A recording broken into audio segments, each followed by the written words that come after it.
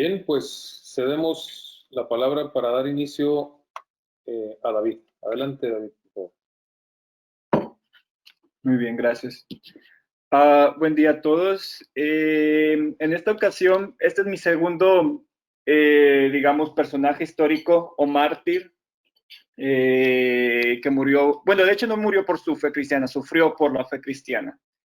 Y él, Richard Wurmbrand, este hombre era rumano, supongo que venía de ascendencia como que era alemana, pero alemanes que se establecieron en Rumania. Pero eso no lo tengo muy claro. Bueno, este hombre, Richard, claro que este es un nombre, digamos, en inglés o el equivalente en inglés tiene su nombre en rumano que no lo sé pronunciar. Y el apellido es alemán, por eso digo que tiene la ascendencia alemana, pero él nació en 1909 en una familia judía en Rumania, en la capital que es Bucarest. Y él, pues como judío, y él pertenecía a la rama de los judíos que les llaman los Ashkenazi, que son los que provienen de Europa del Este, que son los que tienden a ser más güeros, de tez blanca. Él pues nace con sus padres, creo que eran ortodoxos, pero él no continúa con la religión o con, digamos, esta línea tan ortodoxa. Y es algo muy interesante con él porque él, bueno, nace un poquito antes de la Primera Guerra Mundial, pasa la Primera Guerra Mundial entre 1914 y 1918, y ya cuando es un adolescente, que es los años 20, él no es la excepción, es la norma entre muchos adolescentes de esa época que son captados por la influencia del comunismo. Ya para los años 20 la Unión Soviética ya está establecida y la Unión Soviética tenía un objetivo muy claro, a diferencia de otros países. Ellos querían, dentro de su ideología, acabar con lo que le llamaban las clases, pues la burguesía o las clases ricas, las que tenían dinero, que ellos denominaban como las clases opresoras con dinero que explotaban a los trabajadores, y esa ideología era muy, muy atractiva entre los jóvenes, y hubieron muchos jóvenes que fueron captados por la Unión Soviética. La Unión Soviética estableció una organización que se llamaba el Cominter, que lo tengo aquí, lo tengo aquí escrito en el segundo punto, y Richard, él se va a volver miembro del Cominter. De hecho, estudió en Rusia un tiempo sobre el marxismo, la ideología soviética o de la Unión Soviética, y se volvió parte de. Entonces él se volvió un comunista pues muy ferviente, regresa a Rumania, y el objetivo de esta organización del Comintern era formar ideológicamente a los jóvenes para que viajaran a través del mundo y que ellos iniciaran una revolución dentro de sus países y los países comenzaran a volverse al comunismo. Y él pues estaba muy influido por estas ideologías y es lo que quería hacer en Rumania.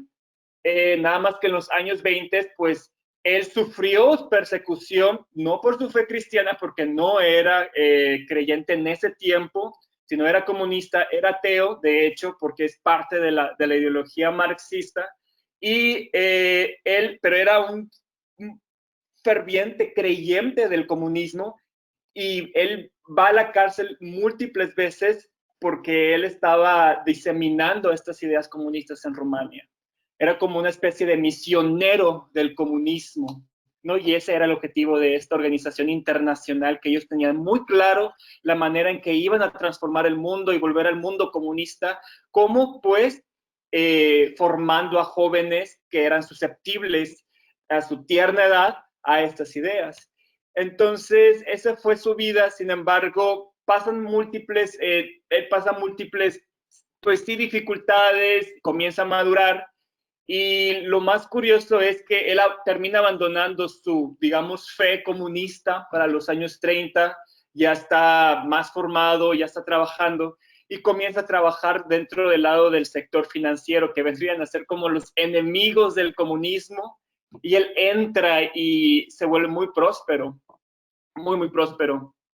porque es como una especie de corredor de bolsas, es parte de la especulación financiera y se vuelve parte de esa élite de Rumania. Y él, en esos años, él firmemente declaraba que no existía Dios. Él no creía en Dios. Como judío, uno podría pensar, bueno, los judíos creen en Dios y la verdad no todos creen en Dios, de hecho ya ahorita la gran mayoría, y en esa época muchos no creían en Dios. Y ya lo del judaísmo es algo cultural, es una identidad cultural más que una fe que ellos tienen anclada. O una creencia en Dios. Muchos son solo judíos culturalmente y él solamente guardaba su identidad judía porque era parte de su familia, parte de su cultura. 1936 se casa con otra judía que se llama Sabine, y los dos pues eran parte de esta pues clase, esta élite financiera de Rumania, y gozaban del prestigio, gozaban de la opulencia, gozaban de las fiestas, les encantaba toda la vida que era, digamos, de la élite de esta época. Y pues ellos no querían saber nada de Dios. En su testimonio, porque Richard sí dejó muchos libros, escribió varios libros ya después, posteriormente, sobre esa parte de su vida. Y él decía que él no tenía ningún interés por saber de Dios y que él amaba esa vida que tenía de opulencia, porque se lo dio su trabajo prácticamente. Entonces, ¿qué es lo que va a ocurrir? En más o menos como en 1938, 37, 38, él se enferma de tuberculosis. En Europa hubo una especie de, como un brote de tuberculosis que era muy común en la época todavía, y él se enferma, y los doctores lo que le dicen, le recomiendan es, vete a descansar. Lo estaban tratando, obviamente, pero le recomendaron que se fuera a descansar a un pueblo o a un lugar aislado, apartado, donde pudiera cambiar de su estilo de vida, que estaba muy ajetreado. Y deciden irse a otra ciudad pequeña, muy pequeña, ahí mismo en Rumania. Él, su esposa, y ya tenían, creo que ya tenían a su hijo, no estoy muy seguro. Solo tuvieron un hijo que se llamaba Mijail, y que de hecho está aquí en la foto. Ellos son los Burbrand. Acá está Richard, la esposa y el hijo. Y se van a vivir a un pueblo cercano en Rumania. Y lo que ocurre es que, vaya, él no se esperaba el encuentro que iba a tener, pero en este pueblo existía un hombre que era parte de la iglesia anglicana, un carpintero, que él tenía la intención, siempre tuvo en su corazón la carga por convertir a los judíos, porque él sabía que los judíos no creían en Cristo. Y este carpintero un día tiene un encuentro con este hombre, con Richard, y cuando se da cuenta que le dice que él es judío y que estaba enfermo y que, bueno, temía por su vida y dejar a su esposa, a su familia desamparada, el carpintero le predica sobre Cristo. Y una de las cosas que Richard recuerda muy bien, que dejó como testimonio, es que este carpintero le dijo, bueno, yo te voy a hablar sobre la vida de un judío que es Jesucristo, que Él me transformó a mí y que también te puede salvar a ti si tú te arrepientes de tus pecados. Y tú eres judío, y yo te quiero hablar de otro judío que él ya le explicó todo sobre el Evangelio. Entonces, por el testimonio de ese carpintero, Richard se va a sentir, pues, digamos, sus pensamientos se van a remover, y el carpintero le otorga una Biblia y se la lleva a Richard y comienza a leer la Biblia toda, incluyendo el Nuevo Testamento. Y creo que Richard, de hecho, ni siquiera conocía muy bien el Antiguo Testamento. Y él la lee toda, y ahí es cuando comienza como su fe se despierta y va a ser convertido gracias al testimonio de ese hombre y a que le dio una Biblia que incluía el Nuevo Testamento, y él no conocía nada del Nuevo Testamento. Y ahí es cuando pues él prácticamente quiere cambiar toda su vida, se da cuenta que tomó muchas decisiones tan equivocadas, y él quiere conocer más de Cristo, incluso le surge el deseo de volverse un ministro. Va a unir a la iglesia anglicana y después se va a unir a la iglesia luterana como ministro, pero antes de eso, pues está la cuestión de su esposa, y su esposa, ella, pues no creía, y él intentó múltiples veces compartirle, y ella se resistía mucho, hasta que hubo una ocasión en que, bueno, le dijo, está bien, yo no voy a insistir más, y se dio la ocasión, esto es algo anecdótico, que los invitaron a una fiesta muy grande en Bucarest, y ellos fueron a esa fiesta donde iban a estar todos sus amigos que pertenecían a la élite, ¿no?, financiera. Ellos asistieron y dice que la fiesta en un principio estuvo tranquila, pero después se tornó muy, muy grotesca, tanto que esta Sabine se sintió de alguna manera, ella dice que se sintió como contaminada dentro de ese ambiente y ya no quiso estar ahí, incluso le rogó a su esposo que la sacara de la fiesta porque se tornó muy, muy grotesca. Y esto comenzó a ella a hacerle reflexionar sobre su vida y el tipo de, digamos, de aspiraciones que quería tener.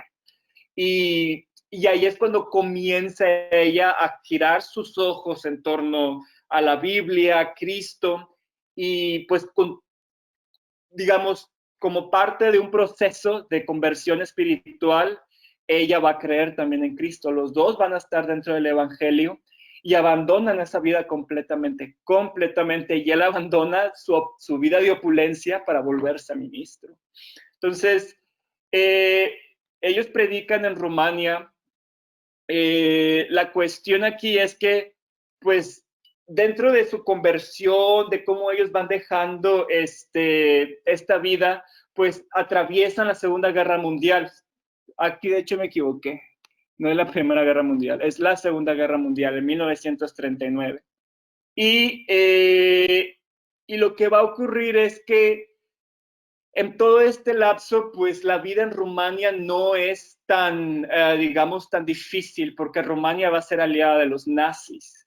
Y aunque ellos eran judíos por nacimiento y se volvieron cristianos, Rumania no los deporta a los campos de concentración o a los campos de exterminio.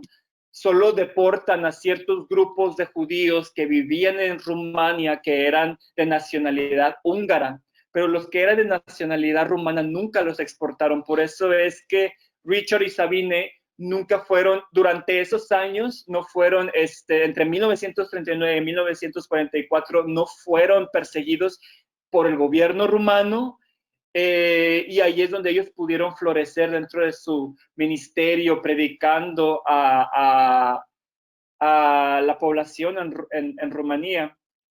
Todo va a cambiar en 1944 porque Rumania deja de ser aliada de los nazis y la Alemania nazi invade a Rumania.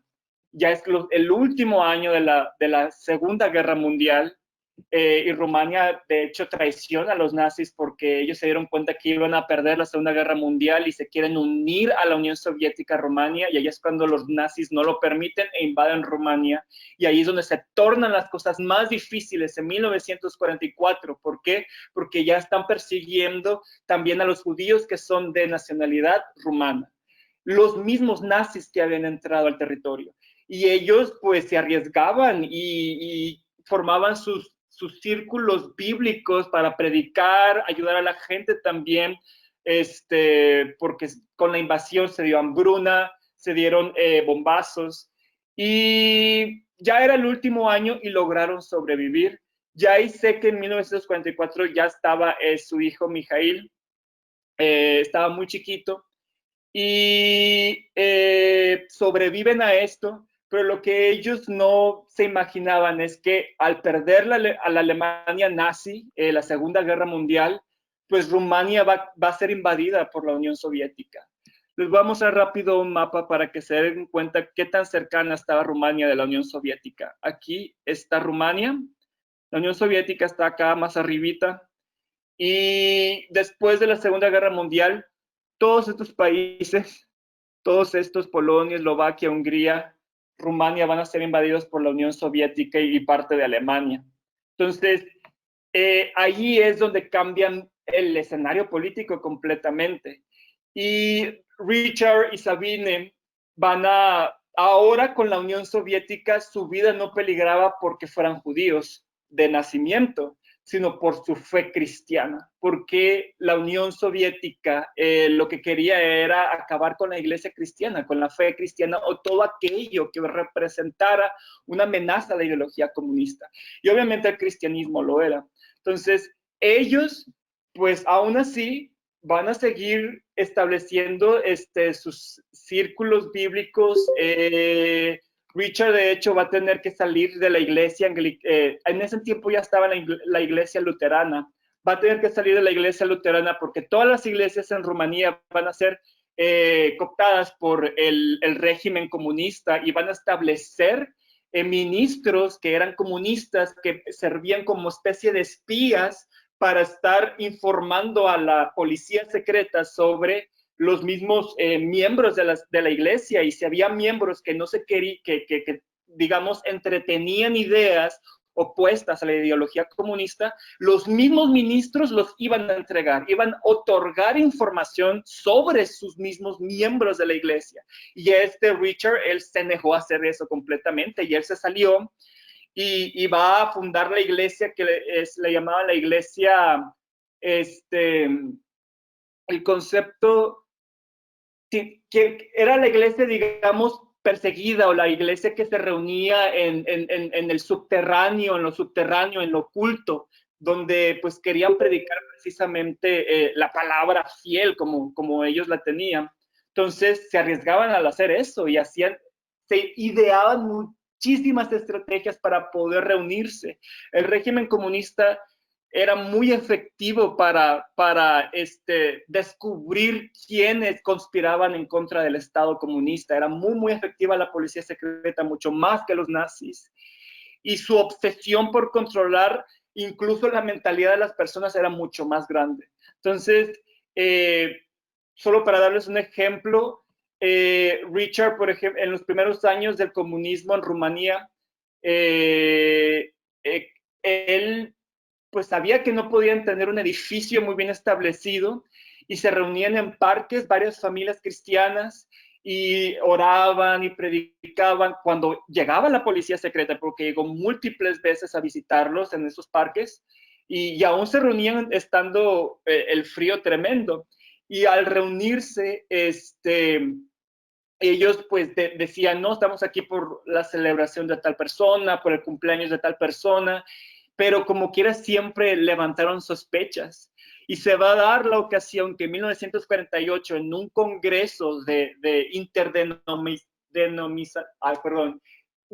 diferentes denominaciones cristianas, en ese congreso nacional en Rumanía, a él le va a tocar hablar y él va a condenar al comunismo como una ideología satánica. Y eso es lo que a Richard va a marcar su vida y va a terminar él en la cárcel. La policía secreta comunista va a ir por él, lo van a arrestar. Cuando él iba a salir de su casa, llegan por él y se lo llevan. Y su esposa, de hecho, no se dio cuenta. Hasta después van y le dicen que él había sido arrestado y que había muerto. Entonces, Sabine, ella no sabía si era verdad o era mentira el hecho de que su esposo le decían que ya había muerto, que había llegado a la cárcel, pero ahí murió. Y incluso la policía secreta comunista le envió, digamos, como agentes que se hicieron pasar por reos que le confirmaban a Sabine, sí, nosotros de hecho fuimos al velorio de su esposo y él ya está muerto. Pero era era parte de todo un plan de manipulación psicológica para aterrorizar a Sabine, a la familia de Richard. Entonces, Richard es arrestado y es torturado inmensamente. ¿Qué es lo que quería la policía secreta comunista en Rumania? Que Richard negara su fe, negara a Dios y que le entregara información sobre qué otros cristianos eran parte de la iglesia que se reunía en oculto en Rumanía. Y Richard nunca lo hizo y lo torturaban de múltiples maneras. La policía secreta comunista era todavía más terrible que los nazis y eran muy, muy crueles, pero lo que más les importaba a esta policía era manipularlos psicológicamente hasta poder tener control de sus almas y que terminaran confesando al comunismo como la mejor ideología y estilo de vida que podía existir. Y que esto surgiera naturalmente de todas estas personas que atrapaban, que encarcelaban y torturaban. Entonces, Richard, hay muchos testimonios que él da, solo por darles algunos ejemplos. En ocasiones golpeaban sus pies tanto que llegaban a rasgar su piel completamente y se veía ya los huesos de sus pies y lo obligaban a caminar, pero obvio no podía, y lo levantaban y se caía, y lo levantaban y se caía, porque estaban sus pies destrozados, pero aún así lo hacían que caminara algo. A veces lo tenían en una mesa y no dejaban que se durmiera en absoluto hasta que confesara algo sobre otros cristianos o que él negara su fe. Y pues resistió todo eso. Incluso en ocasiones en la celda, él estaba en una celda con otras personas y había otras celdas obviamente a su alrededor y llevaban a veces niños a otras celdas para torturarlos psicológicamente. ¿Por qué? Porque sabían que él estaba extrañando a su hijo y lo que querían era pues que aumentara más su, digamos, su desconsuelo y que extrañara a su hijo. Y eso lo hacían como parte del terror psicológico, de la influencia que querían ejercer sobre él. Y pues claro, a veces sí se quebrantaba demasiado y sí llegó a sentir el deseo de ya terminar con eso, pero perseveró en su, digamos, en su fe. Y lo que es muy impresionante de él, como de muchos otros que han sido perseguidos, es que este hombre, Richard, mientras estaba siendo torturado, estaba en la cárcel a partir de 1948, es que él predicaba el evangelio a muchos reos que llegaban. Incluso en una ocasión le tocó predicar el evangelio al secretario, digamos, a la mano derecha del que era el jefe de la policía secreta en Rumanía, y le predicó el evangelio a él.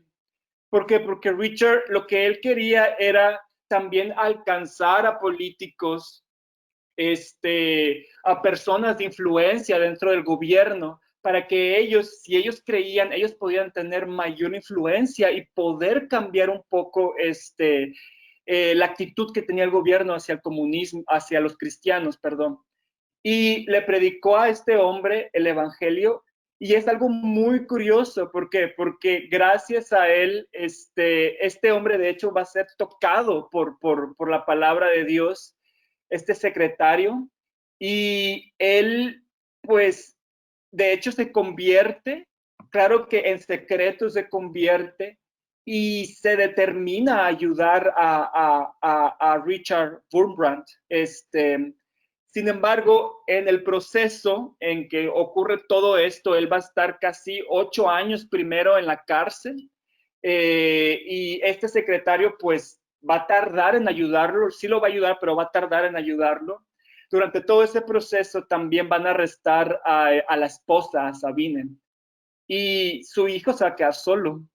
Y Sabine, ella continuó predicando el evangelio mientras no sabía si su esposo vivía o no vivía, si era mentira todo o no, pero a ella la arrestan, se la llevan y su hijo se queda solo completamente y pues el niño va a tener que trabajar para sobrevivir. Y Sabine, a ella la envían a un campo de trabajo forzado, que los comunistas tenían muchos de ese tipo de campos. Y estos campos eran terribles porque incluso, en mi opinión, eran peores que los nazis, esos campos de trabajo forzado, porque a Sabine la tenían y los obligaban a trabajar. A ella la pusieron a trabajar en una construcción y ella tenía que usar sus manos para cargar piedras muy grandes y trabajar en el invierno, en el calor. Ella trabajaba y trabajaba y trabajaba y era una cosa tremenda porque a los que tenían ahí encerrados los llevaban casi al punto de la muerte, no los alimentaban bien y los hacían trabajar por largas horas, y el objetivo era ese. Todos los que trabajaban en esos campos se convertían como una especie de máquinas, no los veían como seres humanos, sino como máquinas que iban a explotar dentro de toda esta maquinaria de trabajo forzado comunista. Y la gran mayoría terminaba muriendo. ¿Por qué? Porque se enfermaban, luego los doctores los ayudaban a recuperarse para que continuaran trabajando. ¿Por qué? Porque era fuente de trabajo, era energía que se estaba utilizando. Entonces, todas las personas en esos campos eran vistos como fuente de energía, no como humanos, sino fuente de energía. Y hasta que se acabara esa fuente de energía, ya los desechaban. Y Sabine sobrevivió 3 años ahí, va a salir, va a ser liberada y ya va a regresar con su hijo. Durante todo ese tiempo que fue de 1950 a 1953 que estuvo Sabine en la cárcel, su esposo también lo estaba. Y en 1956, Richard va a ser liberado gracias a este secretario del que yo les estaba hablando, que va a lograr que lo liberen. Y eso se dio porque él ya era creyente. Y la cosa, aquí es algo bien sorprendente, porque si Richard no le hubiera predicado el evangelio a ese hombre, pues no sabemos si él hubiera sido liberado, pero porque este hombre creyó y se sintió culpable por lo que estaba haciendo, lo van a liberar a Richard. Más adelante, este secretario va a terminar también en la cárcel y lo van a matar a este secretario. ¿Por qué? Porque ya tenía la fe cristiana. Y eso es lo que hacía mucho el gobierno comunista. A sus mismos dirigentes, a los mismos líderes que eran parte del gobierno, a muchos los llegaron a procesar, a muchos los llegaron a encarcelar y a matar. Y Richard, bueno, pues sale de la cárcel por un tiempo, regresa a su familia y ellos van a continuar predicando aún a pesar de lo que vivieron los dos padres, el haber estado Sabine en un campo de trabajo forzado, Richard en la cárcel. A pesar de eso continuaron predicando, pero a Richard lo van a volver a atrapar por lo mismo en 1959, viene un segundo arresto. Y en este tiempo a él lo van a tener ya no en una celda, sino en un calabozo aislado completamente. Y dice que fueron los peores años de su vida porque la policía secreta lo torturaban mucho psicológicamente, demasiado para que terminara él rindiéndose a la ideología comunista. Y él recuerda que en la comida le daban drogas para comenzar a afectar su capacidad cognitiva y que él comenzara a perder la memoria, a no poder concentrarse. Y Richard, él decía que lo único que tenía, no tenía una Biblia, lo único que tenía eran los versículos que él había memorizado, que recitaba, que recordaba, y de esos versículos él llegó a componer muchos sermones que él se imaginaba dando a otros cristianos, pero él estaba solo allí en esta celda. Pero él en su mente organizó muchos sermones a partir de todos estos versículos que él tenía memorizados, pero llegó un punto en que él ya ni siquiera podía tener sus ideas bien establecidas, bien claras, no podía hilvanarlas por las drogas que le daban, y que lo único que le quedaban eran oraciones muy simples como Dios te amo, Dios creo en ti, porque hasta ese era el límite que su mente le permitía tener. ¿Por qué? Porque lo estaban torturando psicológicamente y lo estaban afectando con todas las drogas que le daban. Y con él va a terminar siendo liberado en 1964, gracias a que otras organizaciones a nivel mundial, en especial a través de la cooperación de unas organizaciones cristianas en Estados Unidos y en Noruega, que van a negociar con el gobierno rumano para que lo liberen, y ellos otorgan ciertos fondos, cierto dinero para que sea liberado, y él va a ser liberado. Y el gobierno comunista en Rumania lo que le dicen: te vamos a permitir que te vayas tú y tu familia, pero no pueden regresar, y si estás en otros países no puedes hablar mal del comunismo en Rumania, sino nosotros vamos a ir por ti en donde estés. Y sí lo hacían, a muchos llegaron a atrapar en otros países ya libres. ¿Por qué? Porque la Unión Soviética tenía espías en todas partes, en muchas partes del mundo. Entonces, él termina saliendo y pues ya él va a Noruega, después va a Estados Unidos, y él lo que se dedica después de todo de esta persecución es, bueno, obviamente predicar a Cristo, pero hablar sobre los cristianos que sufrían en la Unión Soviética, porque él conoció a muchos cristianos que sufrieron igual que él y que se aferraron a su fe, a no negar a Cristo, a no negar a Dios. Y él va a fundar una organización que es muy grande actualmente, que la tengo acá en el último punto. En 1967 funda The Voices of the Martyrs, que significa algo así como las voces o la voz de los mártires. Y esta organización ayuda mucho a los cristianos a nivel mundial que están sufriendo persecución muy, muy clara y muy abierta por parte de los estados que los persiguen. Y Richard, él toda su vida va a tener, digamos, un corazón, ese deseo de ayudar, de predicar y de otorgar incluso apoyo financiero, no solo moral o espiritual, sino también financiero a iglesias cristianas que sufren la persecución en otros países. Y él ya murió también, su esposa, el único que queda es su hijo. Y mucho de lo que se conoce de él es también a través del testimonio del hijo. Pero la verdad es que la vida de Richard se me hace sorprendente por todo lo que él vivió, porque él pasó por varios gobiernos totalitarios, dictaduras que lo llegaron a perseguir, y él siempre permaneció firme en su fe. Y hasta aquí llegaré.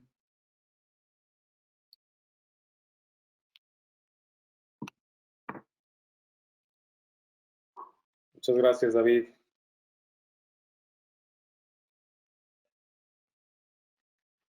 Tremendo el testimonio de Richard Wurmbrand. ¿Cómo se llama, David?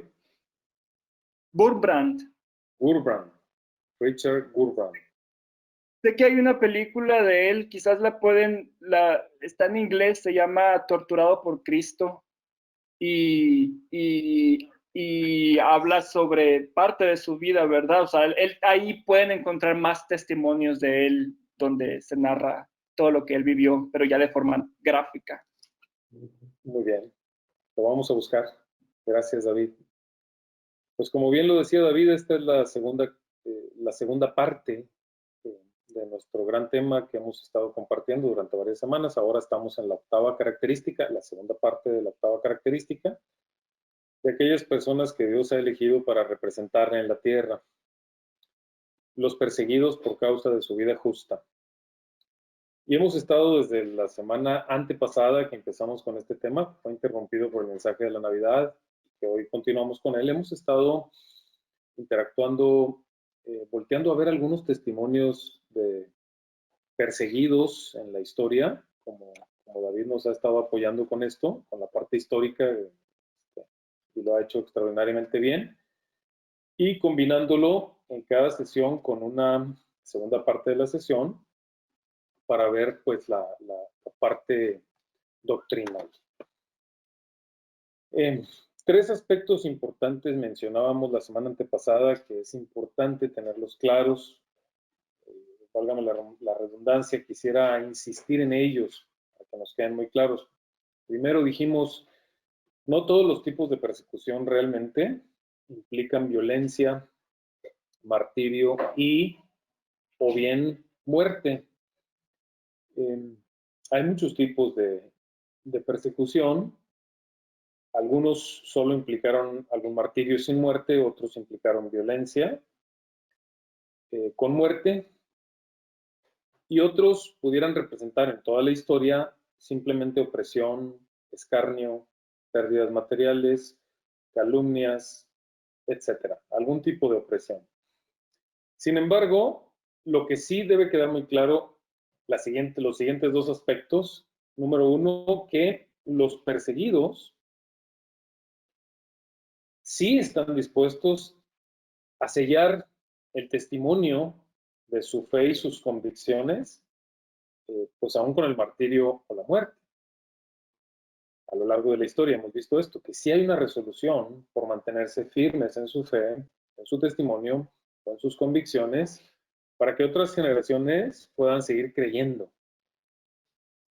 Y el último punto es que debe quedar muy claro, lo decíamos también la semana pasada, yo insisto en esto bastante, que la característica, esta octava característica, no habla de personas que simplemente sean perseguidas por algo que dijeron, o por algo que dicen, o por una fe que declaren, sino como nuestro Señor Jesucristo lo enseña, son perseguidos por causa de su vida justa. A eso se le puede añadir que enseñaron Biblia, o que enseñaron principios, o que enseñaron doctrinas que causaron mucha incomodidad o que contravenían los intereses de otras personas en el gobierno o en la sociedad. Sí, por supuesto. Pero no son perseguidos básicamente según este principio que aprendemos de la octava característica por algo que se dice, aún siendo correcto lo que se dice, sino son perseguidos por causa de su vida justa, que puede incluir declarar algo o no declararlo. Con el ejemplo que poníamos la semana también antepasada, el ejemplo contemporáneo, pues nos tiene que quedar muy claro. Para quienes por primera vez están escuchando esta sesión, les recomendamos que vean las sesiones anteriores, pues aquí a través de este mismo canal, donde están encontrando estos videos, o en cualquier otra plataforma que los puedan encontrar, o a quien les ha compartido el video, pídanle que les apoye para ver los demás videos. Pero esos tres aspectos son importantes, debemos tenerlos en mente. Nuestro Señor Jesucristo habla en la octava característica, estamos hablando de Mateo 5, 6 y 7, en el gran sermón del monte, la octava característica de quienes representan a Dios en la tierra, siendo la sal de la tierra, siendo la luz del mundo, son los perseguidos por causa de su vida justa. Espero que esté quedando claro este punto. Si por algún motivo no lo está, con gusto abriremos una sección para responder cualquier inquietud. Y en ese sentido es importante destacar que este tipo de personas son personas que se caracterizan, por una serie de atributos en creciente desarrollo como la honestidad, el compromiso, la honradez, la disciplina, la benignidad, la veracidad, la fidelidad, la humildad, la solidaridad, la amabilidad, mansedumbre, sensibilidad, compasión, pureza, bondad, paciencia, templanza, por poner algunos ejemplos. Estamos hablando entonces de personas honorables que por su honorabilidad, sin desearlo, sin calcularlo, incluso sin buscarlo, muchas veces llegan a afectar los intereses de otras personas que viven en oscuridad o que no tienen ningún interés en practicar la justicia bíblica, la justicia desde la perspectiva de Dios. Y en ese sentido, pues poníamos un ejemplo específico la semana antepasada que vale la pena ir, y si alguien de ustedes nunca lo vio, verlo en el video anterior. Háganlo así, por favor. Bien, entonces, avanzando con el tema, hoy quisiera compartir con ustedes algunos textos más de la Escritura que nos hagan reflexionar en esta octava característica para comprender muy detalladamente a qué tipo de personas se refiere nuestro Señor Jesucristo, y además cuáles son los alcances, pues, de este tipo de persecución, es decir, qué efectos pudiera tener en las personas, qué debemos esperar, entender al respecto, porque ya hemos dicho, no solo se trata de alguna persecución que como tal implique violencia, martirio o muerte, sino podemos hablar de opresión, escarnio, pérdidas materiales o terrenales, calumnias, difamaciones, etc. Les pido que me acompañen en la primera carta del apóstol Pedro, en el capítulo 3, versículos 8 al 17. Y de hecho estaremos compartiendo algunos otros dos textos más del apóstol Pedro en las siguientes sesiones. Pero hoy vamos a 1 de Pedro 3, 8 al 17. ¿Sí? Dice el apóstol Pedro: en fin, vivan en armonía los unos con los otros, compartan penas y alegrías, practiquen el amor fraternal, sean compasivos y humildes. No devuelvan mal por mal, ni insulto por insulto. Más bien bendigan, porque para esto fueron llamados, para heredar bendición. En breve estaremos platicando y parafraseando el contexto de esta escritura. En efecto, dice el apóstol, el que quiera amar la vida y gozar de días felices, que refrene su lengua de hablar mal y sus labios de proferir engaño, que se aparte del mal y haga el bien, que busque la paz y la siga, porque los ojos del Señor están sobre los justos y sus oídos atentos a sus oraciones, pero el rostro del Señor está contra los que hacen el mal. Y a ustedes, ¿quién les va a hacer daño si se esfuerzan por hacer el bien? Dichosos si sufren por causa de la justicia. Ese es el texto central. No teman lo que ellos temen, ni se dejen asustar. Más bien, honren en su corazón a Cristo como Señor. Estén siempre preparados para responder a todo el que les pida razón de la esperanza que hay en ustedes, pero háganlo con gentileza y respeto, manteniendo la conciencia limpia, para que los que hablan mal de la buena conducta de ustedes en Cristo se avergüencen de sus calumnias. Si es la voluntad de Dios, es preferible sufrir por hacer el bien que por hacer el mal. Bueno, me voy a regresar un poquito para recapitular y parafrasear lo que estábamos leyendo del apóstol Pedro. Lo que el apóstol Pedro dice, digo, en el contexto de su carta, me voy a regresar un poquito nada más para que se pueda comprender la ruta que lleva de enseñanza el apóstol. Pedro se dirige a las iglesias, grupos de personas que han creído en el Señor Jesucristo y que además tuvieron que huir de su ciudad por la persecución. De entrada, la carta está escrita a personas que ya sufrieron algún tipo de persecución, ¿sí? Que fueron dispersados por diferentes ciudades al ser perseguidos por comenzar a aprender de la vida cristiana, de las enseñanzas de Cristo y practicarlas. Y Pablo les está hablando en el contexto de toda la carta de la esperanza, de cómo deben aferrarse, no centrarse o no concentrarse, mejor dicho, en las tribulaciones y persecuciones y los efectos negativos que pueda vivir el creyente en la tierra por ser creyente, sino que se concentren en su herencia, en la esperanza que tienen en esa herencia que Cristo les ha prometido. Eso dice en el contexto. Y entonces Pedro les dice que vendrán pruebas, que esas pruebas también fueron programadas por Dios. Y esas pruebas pueden implicar pues este tipo de circunstancias como es la persecución. Entonces les pide que tengan dominio propio, que se aferran a la esperanza, que estén dispuestos a actuar inteligentemente como creyentes. Es decir, les exhorta a que sigan siendo la sal de la tierra, sigan siendo la luz del mundo, que como hijos de Dios, ya que invocan al Dios vivo, pues se esmeren por representarle eficazmente en la tierra.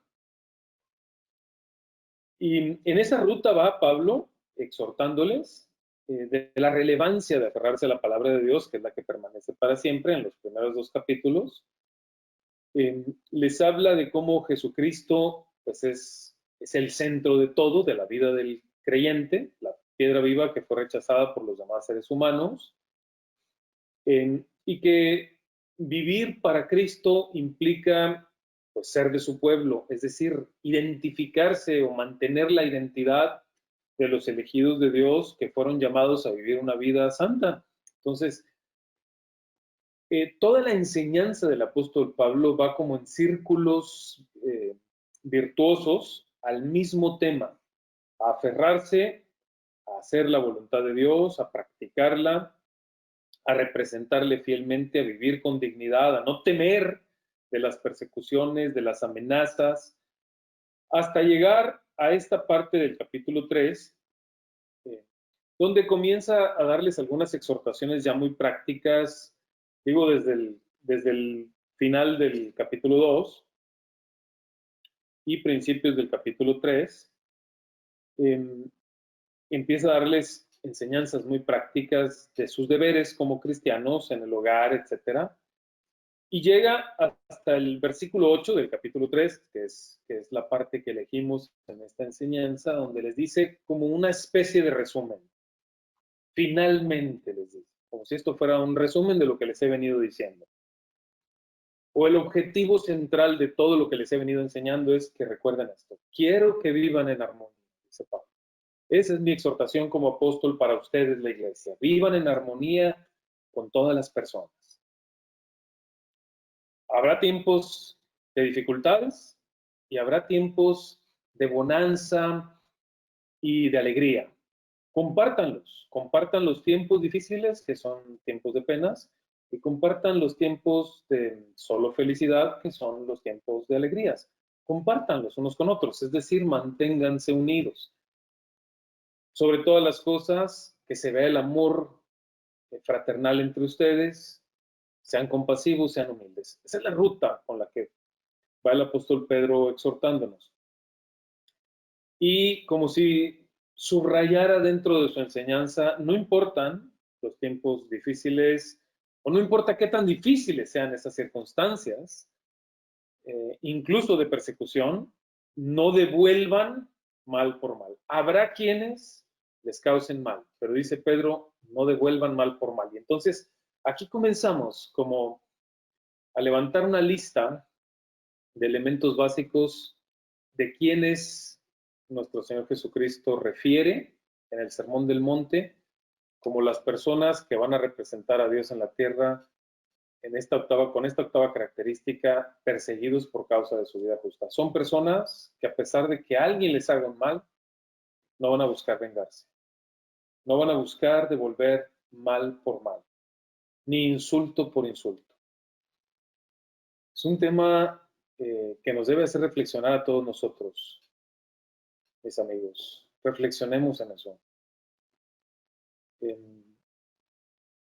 ¿Cuántas veces pues, nos hemos sentido muy entusiasmados en la relación con compañeros de trabajo, en nuestras relaciones con los vecinos, o con familiares, o con amigos, gente que conocemos por diferentes esferas de nuestras relaciones? Y somos, pues, vamos a decir, muy entusiastas o muy... estamos muy dispuestos, quiero decir, a ser amables, a bendecir cuando los demás son amables y nos bendicen. Vamos, lo que hemos aprendido por nuestro Señor Jesucristo es que cualquier persona, aún sin la fe en el Hijo de Dios y sin las enseñanzas de los principios bíblicos, es capaz de hacer eso. Cualquier persona. No se necesitaría ni ser un seguidor de Cristo, ni aprender de sus principios para portarse bien con quien se porta bien contigo. Yo sé que hay quienes aún ni eso, pero saben a lo que me refiero, mis amigos. Ahí no es donde somos probados por Dios. La prueba no está en que si somos capaces de devolverle el bien al que nos hace bien. La prueba está en cómo reaccionamos cuando alguien nos trata mal. Cómo reaccionamos cuando alguien nos falta el respeto. Cómo reaccionamos cuando alguien demerita nuestro valor o se comporta con altivez o trata de humillarnos o nos hace un desplante o no se comporta como lo esperamos. ¿Estamos dispuestos a devolver el bien cuando nos dan el mal? Esa es la pregunta. Porque lo que dice el apóstol Pedro es que para eso fuimos llamados, los seguidores de Cristo. Para eso fuimos llamados. Y dice, para heredar bendición. ¿Qué significa? Puedes pensar, bueno, porque he de poner los ojos en la bendición. Sí, claro. Precisamente porque cuando hacemos el bien a cualquier persona, no lo debemos hacer esperando de esa persona que nos devuelva el bien, sino estamos dispuestos a hacer el bien, a sembrar bendición en los demás, porque ya tenemos la mira puesta en la bendición que heredamos de Dios. A eso se refiere. Porque nuestro ser ya contempla con muy grande gozo, con mucha esperanza, la bendición que Dios nos habrá de heredar. A eso se refiere el apóstol. Ahí está la prueba. Quizá la parte más sensible donde tenemos que reflexionar. Donde yo les diría en lo personal, con el corazón abierto, que tengo una grandísima lucha muchas veces, en muchas etapas de mi vida lo he sentido así, que se me facilita mucho portarme bien con quien se porta bien conmigo, pero siento una dificultad muy grande, así lo digo con toda sinceridad, siento una dificultad muy grande por portarme bien con quien se porta mal. Sin embargo, en eso consiste la diferencia. Ahí está, especialmente ahí está la diferencia de las personas que están llamadas a representar a Dios en la tierra. En efecto, dice el apóstol Pedro, el que quiera amar la vida y gozar de días felices, refrene su lengua de hablar mal. Esto es un principio fundamental, sus labios de proferir engaños, que se aparte del mal, que haga el bien, que busque la paz y que la siga. Porque los ojos de Dios están sobre los justos, los oídos de Dios atentos a las oraciones de los justos, pero también el rostro del Señor está contra los que hacen el mal. Ese es un principio universal. Ese principio universal, a mí que he creído en Cristo, me debe ser suficiente para no tratar de buscar venganza cuando alguien se porta mal conmigo. Yo sé que es difícil pensar en esto. Quizá para muchos de nosotros es difícil pensar en esto. Es difícil pensar en llevarlo a la práctica, ¿no es cierto? ¿Cómo llevar a la práctica una enseñanza de ese tamaño? Que alguien se porte mal conmigo y yo seguirme portando bien con esa persona. Pero créanme, no hay ningún otro elemento más latente para definir esa octava característica de los que padecen persecución por causa de su vida justa, sino de aquellos que están dispuestos a reaccionar y aún a responder, quizá de una manera mejor dicha, a responder y aún a reaccionar. O sea, se van preparando, se van adoctrinando hasta estar predispuestos a reaccionar con bendición, con perdón, aún con quienes se portan mal. Porque yo sé que alguien puede decir, bueno, pero las reacciones a veces son repentinas. A toda acción, pues una reacción. Es una frase muy común entre nosotros. Sí, yo sé. Pero precisamente las reacciones de todos los seres humanos ponen en evidencia lo que hay en su corazón. Y yo sé que lo podríamos medir con muchas diferentes circunstancias y eso podría traer diferentes resultados. Pero yo me refiero a que el ser humano ya tiene una predisposición a actuar de tal o cual manera, dependiendo de sus razonamientos. Entonces, el creyente, que es seguidor de los principios de Cristo, de las enseñanzas del Maestro, va a aprender a tal punto de estar predispuesto a perdonar y bendecir aún a los que se portan mal. Y dice en el versículo 13, y a ustedes, ¿quién les va a hacer daño si se esfuerzan por hacer el bien?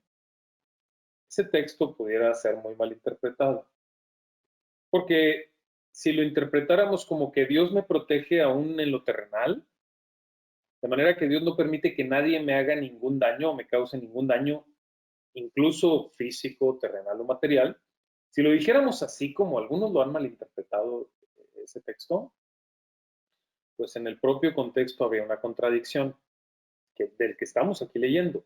Pero en toda la historia, aún en la primera etapa de la iglesia, en la etapa de la fundación de la iglesia, de los apóstoles y los primeros discípulos, pues habría una tremenda contradicción, porque muchos de ellos se esforzaron por hacer el bien y servir a Dios, y les hicieron no solo daño, sino que les arrebataron la vida, como el primer mártir Esteban. Pero no se refiere a eso, se refiere a que quién puede tocar la herencia. Se refiere a que quién podrá dañarles en el plano de la eternidad. Se refiere a que quién podrá estorbar los propósitos de bendición eterna que Dios tiene preparados para ustedes. Por eso inmediatamente después de esa pregunta, que lo que se enmarca, vamos, como enseñanza central de la pregunta es: mi más grande esfuerzo debe ser por mantenerme haciendo el bien independientemente de lo que hacen las personas que me rodean. Dice el apóstol Pedro, dichosos. Ese es el versículo central de todos estos textos que estamos leyendo. Dichosos si sufren por causa de la justicia. A eso se refiere nuestro Señor Jesucristo. Me hace recordar allá en el libro de los Hechos a los primeros apóstoles, los apóstoles, es decir, primeros creyentes, primera generación de discípulos de Cristo, fueron los apóstoles quienes fueron llamados a fundar la iglesia en la roca que es Cristo. Hechos 5:41, ellos fueron azotados por estar enseñando los principios cristianos, ¿sí? Fueron azotados y salieron de la presencia del concilio gozosos, porque los consideraron dignos de padecer persecución por causa del nombre de Jesús. Entonces, en ese sentido, dice el apóstol Pedro, él que lo vivió en carne propia, el apóstol Pedro estaba entre esos apóstoles que fueron azotados en Hechos 5:41, y él dice, siéntanse así, dichosos, si sufren por causa de la justicia. No teman lo que ellos temen, ni se dejen amedrentar o asustar. Más bien, honren en su corazón a Cristo como el Señor.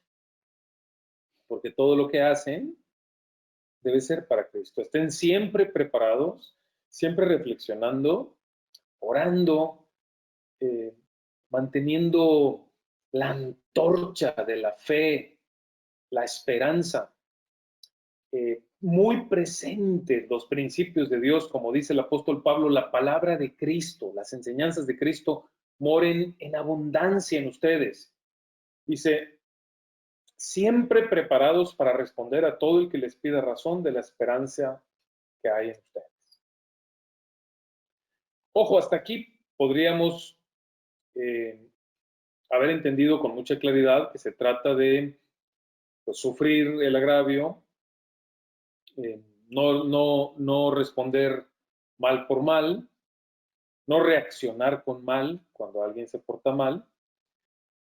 Pero hemos visto en la historia a muchas personas que se han tratado de involucrar en algún contexto de esfuerzo religioso por enseñar o adoctrinar a otras personas,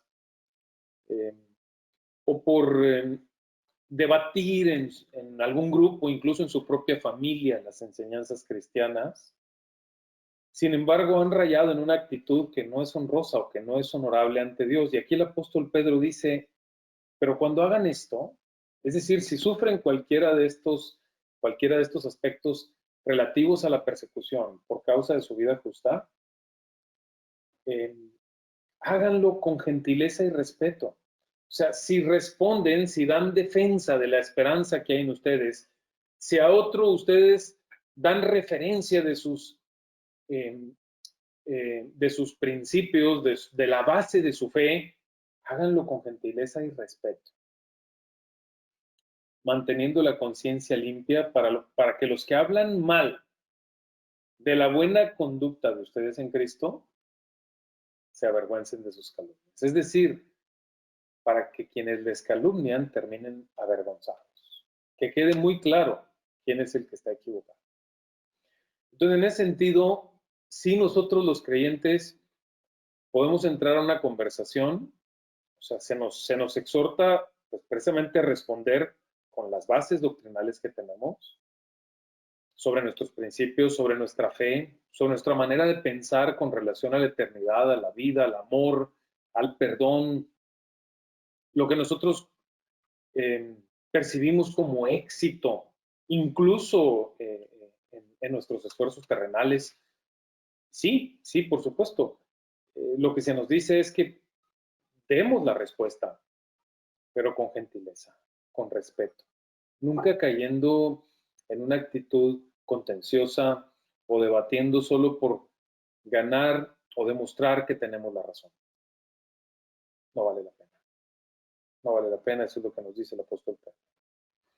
Y si es la voluntad de Dios, es preferible sufrir por hacer el bien que por hacer el mal. Ahí es donde comentábamos la semana antepasada, pues que hay una gran diferencia en que alguien nos calumnie o difame injustamente, porque incomodamos algún grupo o porque afectamos a sus intereses egoístas, manteniendo nuestra vida ejemplar. Muchas veces viviendo una vida ejemplar incomodamos a otras personas que no viven una vida ejemplar o afectamos incluso directamente sus intereses. Los sacamos de sus comodidades a otras personas. Sí, eso pasa. Lo decíamos la semana antepasada, incluso con un ejemplo que les recomiendo volver a ver si no lo recuerdan. Pero es muy diferente que alguien nos difame, nos calumnie, pues por nuestra vida ejemplar, a que alguien hable mal de un supuesto cristianismo, pero por un fanatismo religioso o por una conducta excéntrica o irracional. También esto lo mencionábamos la semana antepasada.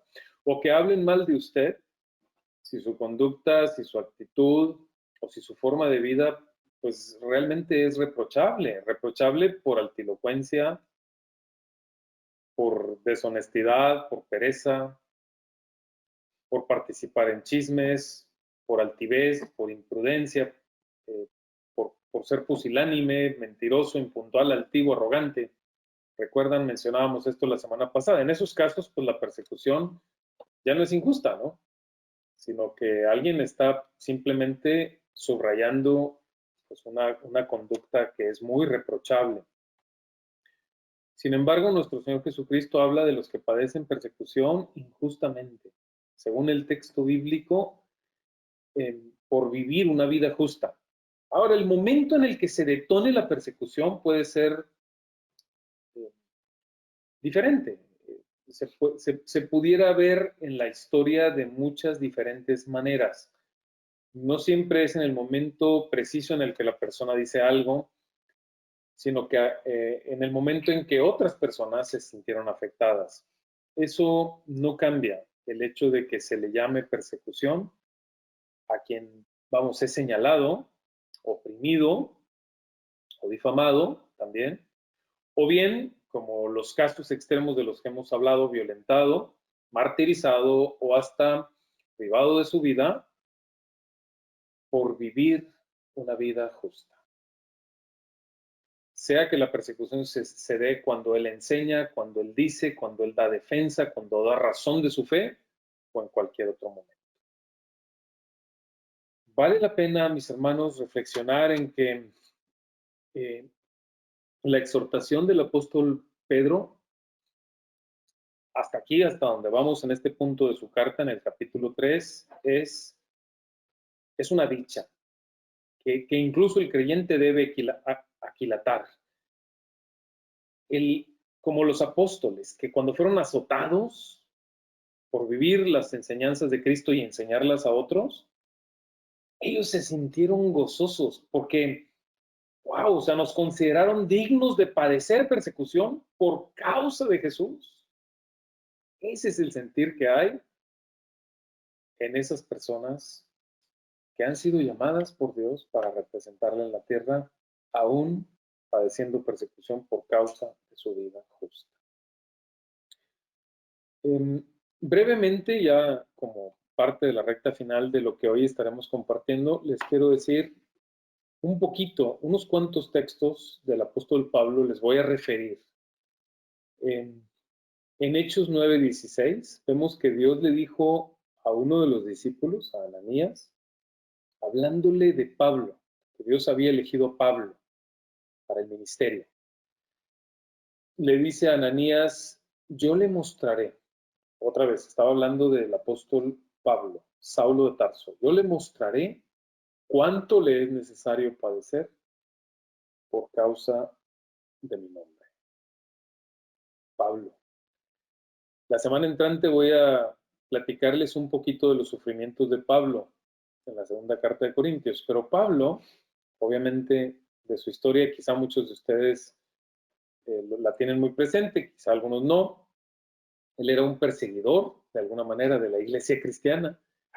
Cuando martirizaron al primer hombre de entre los discípulos, a Esteban, primer mártir de la iglesia cristiana, Esteban, pues Pablo consentía en su muerte, dice la Escritura. Y incluso cuidaba pues las capas de otros hombres que estaban apedreando a Esteban. Ahí estaba Saulo de Tarso cuando era muy jovencito. Vamos, de acuerdo y hasta animado en el asesinato de Esteban, el primer mártir. Entonces Pablo, que había sido pues un judío o que nació como judío, un israelita, adoctrinado en toda esa religión farisea, pues se volvió muy pronto un líder. Era un hombre muy destacado en su religión y en el pueblo de Israel, entre los judíos. Se volvió un gran líder y como gran líder empezó a perseguir a los primeros cristianos, porque conforme a sus ideologías fariseas, estaban equivocados los primeros cristianos y los empezó a perseguir. Pero con el tiempo, nuestro Señor Jesucristo tenía un propósito para él. Dios había elegido a Pablo y cuando llegó el momento, cuando en uno de sus viajes, en el camino a Damasco, se reveló nuestro Señor Jesucristo, le dio una gran revelación y lo hizo caer, si recuerdan la historia del caballo, pues él vio una luz resplandeciente y escuchó una voz que le decía, dura cosa te es dar cosas contra el aguijón, ¿por qué me persigues, no? Y entonces le dio la instrucción de entrar a la ciudad de Damasco y que ahí se le darían más instrucciones de parte de Dios. Pablo estaba atemorizado, horrorizado con lo que había vivido y se le dijo que fuera a la casa de un tal Ananías. Y entonces, pues Ananías, que también temía de Pablo y las persecuciones, fue instruido también por Dios cuando él estaba orando y le dijo que tenía que ir a buscar a Pablo, encontrarse con él y darle un mensaje y además orar con él y bautizarlo. Entonces, pues Pablo, en resumidas cuentas, cuando ustedes ven la historia ahí en el libro de los Hechos, se convierte al cristianismo, de la religión de los fariseos se convierte al cristianismo, el apóstol Pablo, y entonces Pablo comienza a servir a Dios y empieza a apoyar a los grupos de creyentes que antes perseguía, ¿no? Algunos textos que me sorprenden de Pablo. 1 Corintios 4:10, Pablo expresa cómo puede quedar la reputación de un ministro en la sociedad. Alguien de ustedes, voy a pedirles que a ustedes me ayuden a leer algunos de esos textos, básicamente son 3. Quienes los tengan por ahí a la mano, por favor. 1 Corintios 4:10 sería uno, otro Filipenses 3:10 y otro 2 Timoteo 2:11. Primera de Corintios 4:10 dice, por causa de Cristo nosotros somos los ignorantes. Ustedes en Cristo son los inteligentes. Los débiles somos nosotros, los fuertes son ustedes. A ustedes se les estima, a nosotros se nos desprecia. Eso. Hablando de la reputación de un ministro, cómo es perseguido en su ministerio, pero que bien vale la pena por los frutos que deja su ministerio. A eso se refiere el apóstol Pablo. Por todas partes se ven reseñas de persecución sobre su vida. Filipenses 3:10. ¿Quién lo tiene?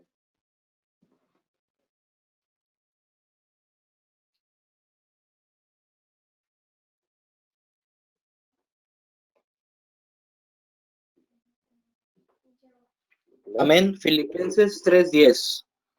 Lo he perdido todo a fin de conocer a Cristo, experimentar el poder que se manifestó en su resurrección, participar en sus sufrimientos y llegar a ser semejante a Él en su muerte.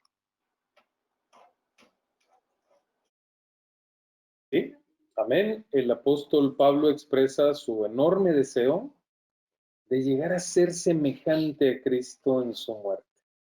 Se refiere a que él contemplaba todo el fruto de los padecimientos de Cristo pues, en favor de la iglesia, cómo los sufrimientos de Cristo nos trajeron tanta bendición. Entonces, uno de sus más grandes deseos es sufrir por Cristo, padecer persecución. Y segunda de Timoteo 2:11. Este mensaje es digno de crédito. Si morimos con Él, también viviremos con Él. Si resistimos, también reinaremos con Él. Si lo negamos, también Él nos negará. Si somos infieles, Él sigue siendo fiel, ya que no puede negarse a sí mismo. Bien, muchas gracias.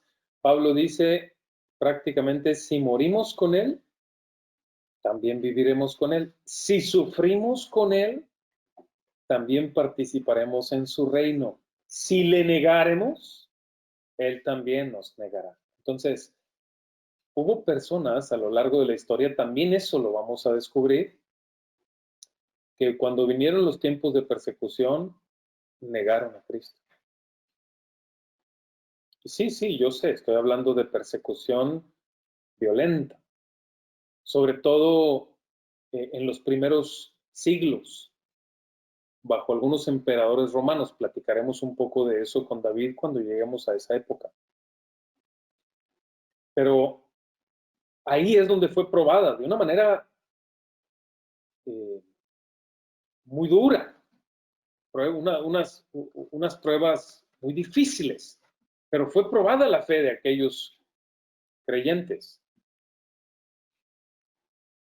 Y todo el que le negó por salvar su vida, nuestro Señor Jesucristo lo había advertido, la perdería, perdió su vida. Y no se refiere solo a la vida terrenal, sino también a la vida eterna. El que fue llamado por Dios a representarle, no fue llamado por Dios a representarle solo en esta época, queridos amigos. También en las épocas de grandes persecuciones sobre los cristianos, ahí también Dios era el mismo que les extendía el mismo llamado. Padecer por persecución por causa de su vida justa, sin negar a Cristo. De esas personas estamos hablando. Qué bueno, nos alegra mucho, de verdad, pues no podemos dejar de decirlo, que hoy no estemos aquí en nuestro país, muchos de nosotros sufriendo persecuciones violentas por nuestras convicciones o por nuestra vida justa. Pero hay otros tipos de persecución que sí pudiéramos padecer, como lo mencionamos hace unos momentos. La pregunta es, ¿cómo reaccionaremos ante esas persecuciones? El apóstol Pablo a los romanos, esto lo leo yo, Romanos capítulo 8, para seguir un poquito nada más y terminar ya la reunión de hoy, específicamente con Pablo, Romanos 8, 31 en adelante. ¿Qué diremos frente a esto? Dice el apóstol Pablo. Si Dios está de nuestra parte, ¿quién puede estar en contra nuestra? Es decir, eficazmente. el que no escatimó ni a su propio Hijo, sino que lo entregó por todos nosotros, ¿cómo no nos dará generosamente junto con Él todas las cosas? ¿Quién acusará a aquellos que Dios ha escogido? Si Dios es el que justifica, ¿quién condenará? Cristo es el que murió e incluso resucitó y está a la derecha de Dios e intercede por nosotros. ¿Quién nos apartará del amor de Cristo? ¿La tribulación? ¿La angustia? ¿La persecución? ¿El hambre? ¿La indigencia? ¿El peligro o la violencia? Está escrito así: por tu causa, Señor, siempre nos pueden llevar a la muerte, nos tratan como ovejas para el matadero. Sin embargo, en todo esto, dice Pablo, somos más que vencedores, upernicao, más que vencedores por medio de Cristo. Pues estoy convencido de que ni la muerte ni la vida, ni los ángeles ni los demonios, ni lo presente ni lo porvenir, ni los poderes, ni lo alto, ni lo profundo, ni ninguna otra cosa creada podrá apartarnos del amor que Dios ha manifestado por nosotros en Cristo nuestro Señor. Padre, te doy gracias por la oportunidad que nos das de seguir aprendiendo de tu palabra. Te rogamos que nos des tal sabiduría, tal inteligencia, que nos ayudes a desarrollar tal inteligencia para llevar a la práctica estas enseñanzas de Cristo.